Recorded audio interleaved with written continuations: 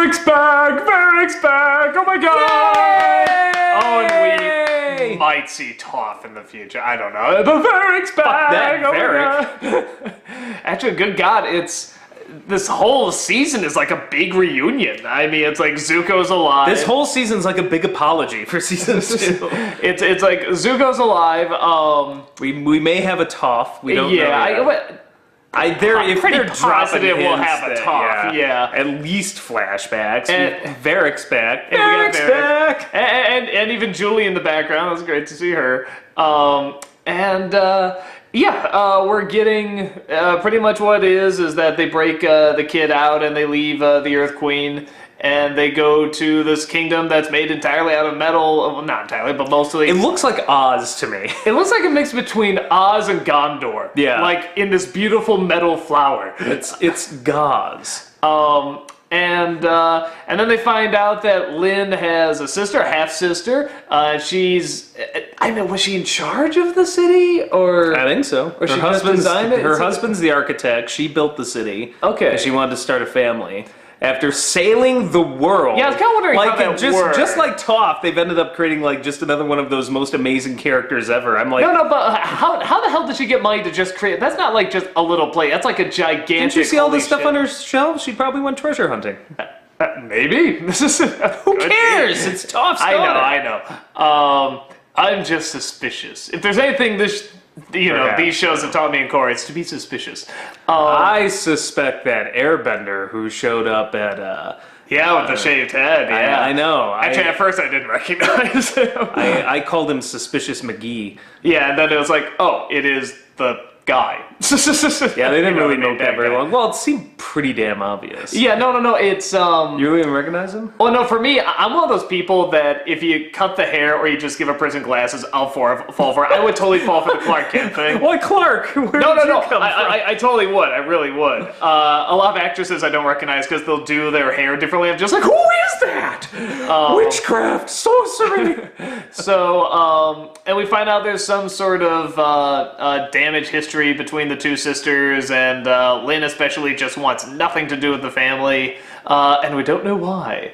And we also know that trio of... it's turning into a soap opera, but in like a good way, because like I want to know. Yeah, and like a bad soap opera where I'm like, I don't care. Those, I forget, was it 3 people or 4? The criminals that escaped. The 4. I think it's 4. They got this... I think it's like one of each element. They got someone with a third eye, with another third eye person, which is great. I always wondered what the hell those things are, those people are. And because we only saw one before, and it's great to see another one. I missed that sound. That's a surprisingly kind of scary sound. Well, they did mention... Zuko mentioned that it was the same type of person, like the assassin he had. Yeah, no, but it's like, what are they? I mean, what is that eye and how they have this power? So I'm really fascinated by that. So I hope they go more into that. If they don't, it's like, okay, but I like to know. I mean, this season is the layout is still beautiful. I love that city. The set design. You know what? I mean, I love Republic City. And I loved it a lot in season 1. I didn't have an issue with it being entirely in the city. I know you did, but it is nice to get out, like the last Airbender did, where you see all the other cultures, and now we get a new culture, the Metalocalypse or the Metalopolis or whatever it is. And what I like is that there's always sort of this big. And you can see why. I mean, we have become consumed with, like, metal and tall buildings and stuff like that. But then there is always this thing that's, like, just metal bad. And, I mean, we've seen this in Tolkien and a lot of fantasy where it's just, like, metal, evil, gears, wheels, and stuff. And it's nice to see something where it's, like, it's a city made of metal, but it's very... It almost looks like plant life, and it's spaced out, and it doesn't consume everything, sort of like Republic City does. It looks like some sort of early drawing for Epcot Center or something. Yeah. Like it's got that 1960s futuristic thing going. Which I really like that. It's not like, I mean, granted, there's already kind of metal bending, before, certainly with Lynn and stuff like that, but to see a whole, like, whatever, town made out of metal, and it's not like... And it's not Republic City. pretty much. You know, it's actually something that's very unique and very much its own identity. It's sort of like a mix between Republic City and the Earth Kingdom. So yeah, and Korra again is, I mean, a rational totally human being. Yeah, you know, but still a hothead. I think that's important. Oh no. Like I love it when she was getting pissed, like freaking stupid queen, and they're yeah, no, and I always, you know, because I don't know, because you don't see many likable hotheads in shows and movies. Well, we and didn't stuff. in this until now. Yeah, well, I mean, I shouldn't say that. I thought first season Korra was yeah, fine, but like second it's season sort Korra of was setting up and insufferable. establishing.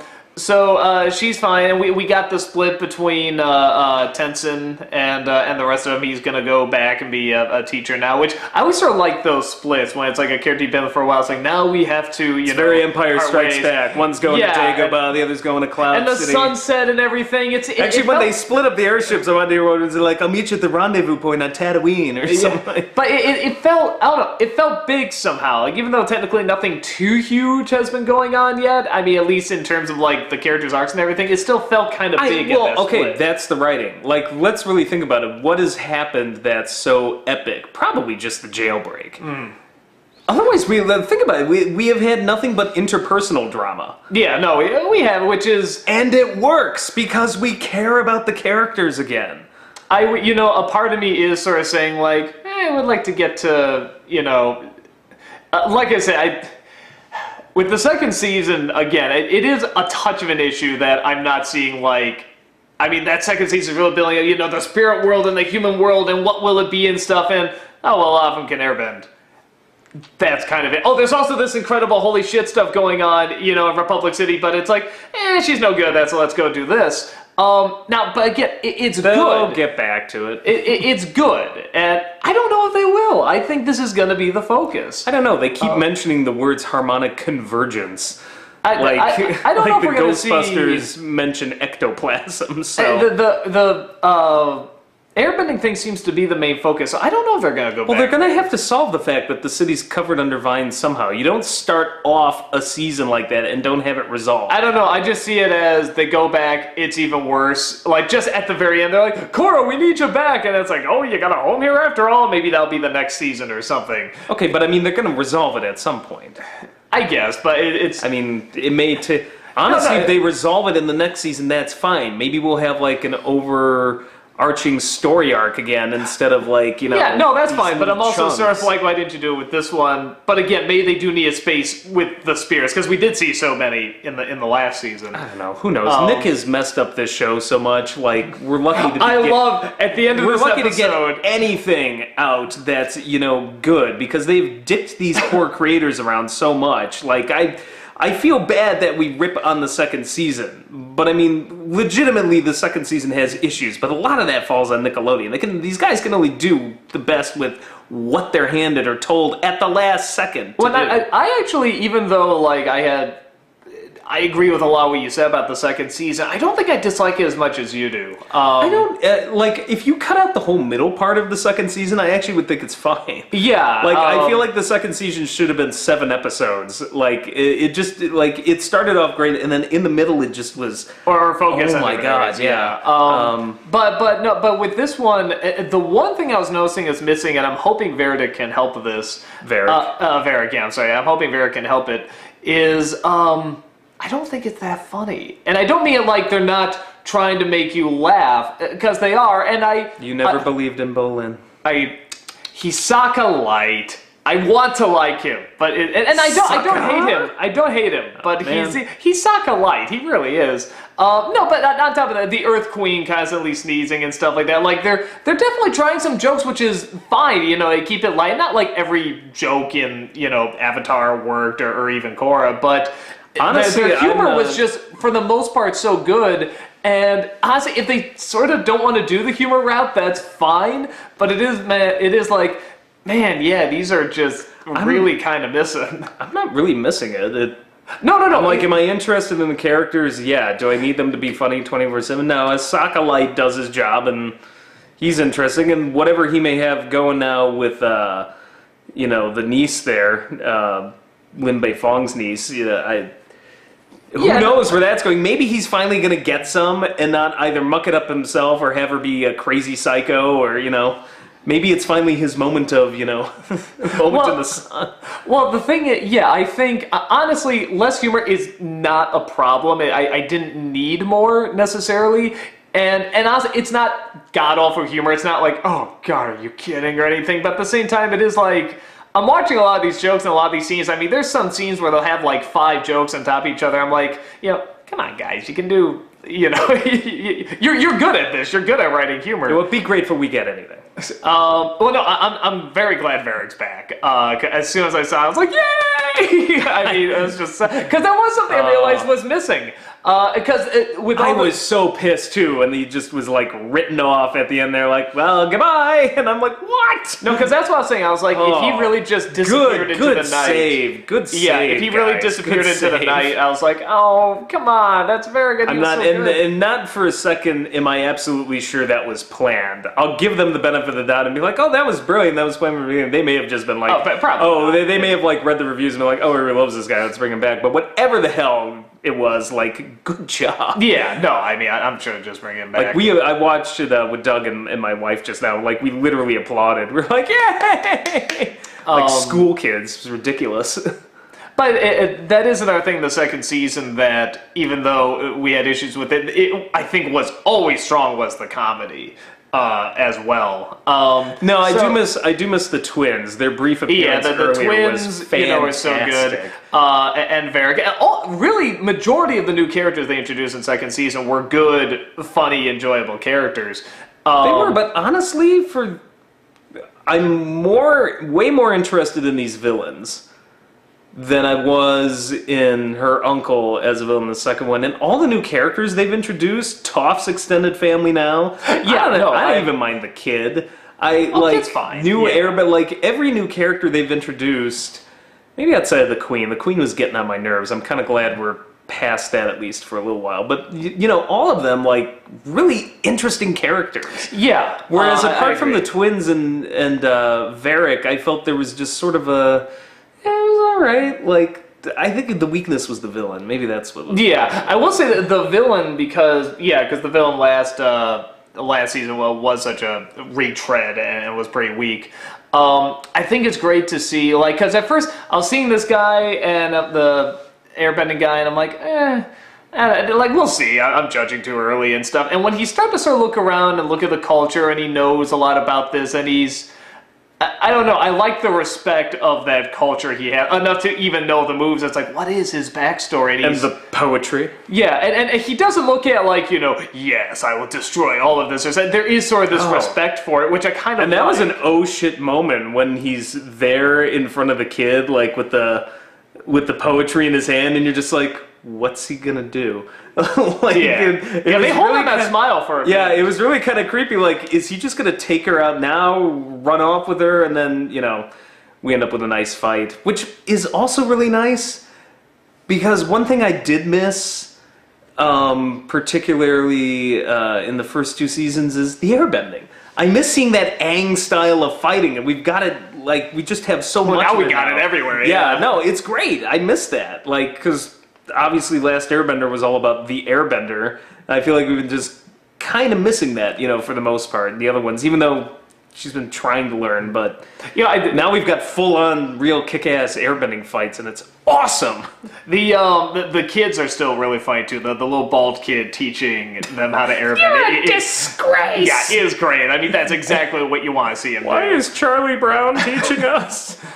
So yeah, I'm trying to think. There's any other.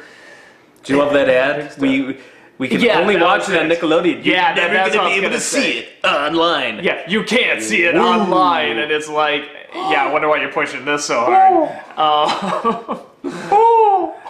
So, I don't know what to think of that, honestly, because it kind of seems like... It is that Nickelodeon's like a rudderless ship. It really is. I don't know what is going on over there. They're turning into like the freaking DC of like kids networks. It's turning to DashCon a little bit. Just with Korra. I don't watch the rest of the channel.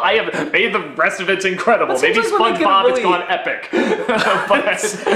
I somehow doubt that. I think the best thing they got on right now is probably TMNT, the newest TMNT version 4.0, which I've seen some of it. It's actually not bad. But like when they get a good thing going, like there's no problem with Korra. Korra has respect. It has critical acclaim. And they have this wonderful product here based on a franchise that they had back a few years ago that has also just been this international success. They're like, what are we going to do with this? I don't know. How do we screw this up? Find a way. Do it. Like, I hear she's going to be in a ball pit. I just found out about this con. This will be 100% dated, like in a week, I'm sure. But I just found out. He had to tell me apparently about this con. Yeah, we went to a good con. We were at Korra. With Korra, she was there. We didn't get to talk to her, but she was there. Janet Varney. Varney. Yeah. Actually, that was a blast because they did a voice acting panel. She was very funny. She's very funny. Rob Paulson, Maurice LaMarche, it was Janet Varney, and Invader Zim. I can't remember that dude's name. I always just call him Invader Zim. Like an asshole. Like he's like, I have a real name. You know what? He had a good sense of humor. He'd be fine with it. But and the funny thing was, I was telling Doug afterwards, we had to duck out early because we had a panel of our own to get to. I didn't want to tell our fans we were watching better, more talented people. Like we couldn't talk to you guys, but. Like Maurice LaMarche and Rob Paulson, Rob Paulson kind of sounds like Raphael from Teenage Mutant Ninja Turtles, but Maurice LaMarche has like a normal voice. So a lot of times it's like a put-on with the voice. Like they're doing impressions, they get into a certain zone for the voice. Janet Varney, she just sounds like Korra, and it was really amazing, but also surreal, because it was like you just had Korra answering random questions. I mean, just random questions about what your favorite food is and stuff like that, and it was an interesting experience. She's got a great sense of humor, too. Yeah. So no, it was definitely cool. And apparently, a fan told us, I don't know if it's true, but apparently she's heard of these vlogs. We're sorry. Yeah. Like she said, I wish we could like all the episodes. It's not your fault. I actually think the voice acting's great. Well, we still like the show. No, we do like the show. I say season 2 has problems, but I would never say it's bad. Yeah, honestly, it's more entertaining than almost anything else on television. Yeah, I think even with the Avatar, vlogs and like the Adventure Time and stuff, it's like when we talk about something that's bad, it's sort of like by their own standards, by the incredibly high standards they've built. Which is why it's so nice when they actually continue to hit those standards like they are in this season. And yeah, it is interesting. Like I said, it's mostly family dynamic stuff, but I'm interested, and it's surprisingly not. I want to know what that backstory is with Toph's family.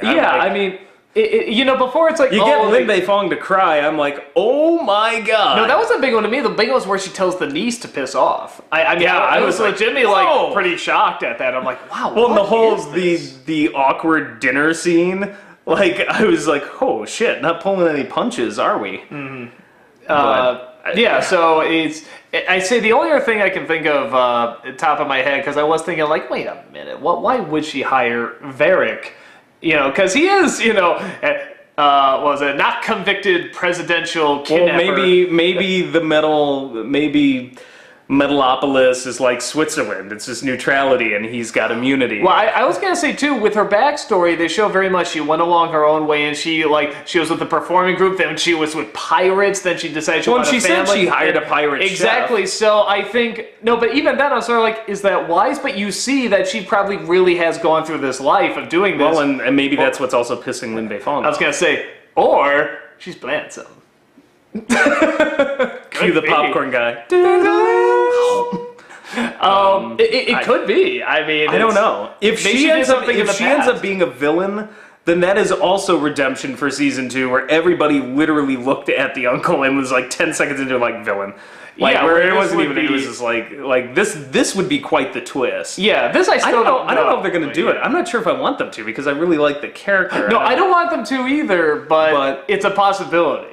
The fact that I could look at that as a possibility shows how much better the quality of this season is. Yeah, too. No, I agree. Trying to think any other closing thoughts here. I think the only thing that confuses me is our main villain didn't know how to airbend. He gets the powers via harmonic convergence magic. By the way, I gotta say, sometimes I feel sorry for voice actors, because how do you say that with any dignity? Harmonic convergence. Well, I was able to split the spirit when you went into your harmonic convergence. It's like saying lines like that. You just gotta be sitting there in the sound booth going like, oh man, that's gonna be rough. But he gets it from the harmonic convergence, mononucleosis thing or whatever, and it implies that he was studying airbending. But if this is kind of like a martial art in Tai Chi, I would think that you would have to learn this by watching and doing and training and not getting it out of a book. You get some basic things out of a book, but he seems really adept at this for not having studied under any sort of teacher. Maybe he did and was taken away by thumb magic or whatever. It could be. Like, maybe they're going to write that in at the end. That's the only big question mark over my head at the moment. I'm just like, how did he get There's a lot. I don't know his story at all, so I'm really fascinated. Yeah, I'm like, how did he get that good? I'll be interested to see what they come up with. So yeah, and that's the great thing. I'm really interested to see what they're coming up with. Like, there was that moment in the middle of the second season where I just kind of lost interest, and it's like, it's good to be and then really it brought it back into again, the show again. Yeah, and they brought it back, but the thing is, I wasn't looking forward to it. I still was. I wasn't looking forward to it in the sense that once people told me, oh no, this episode is, because we tend to be an episode or two behind. Yeah. You know, once they said the internet exploded, it's like, oh no, it's the whole backstory of, you know, how bending came to be, and it's really amazing, I gotta watch it. Then I was into it, but I wasn't assuming it was going to be great, because it just was kind of, doing a bit, yeah. But, yeah, not this season. I just... Yeah, no, I'm definitely interested, and, yeah, I can't wait to see where it goes next. Won't you join us? Yes.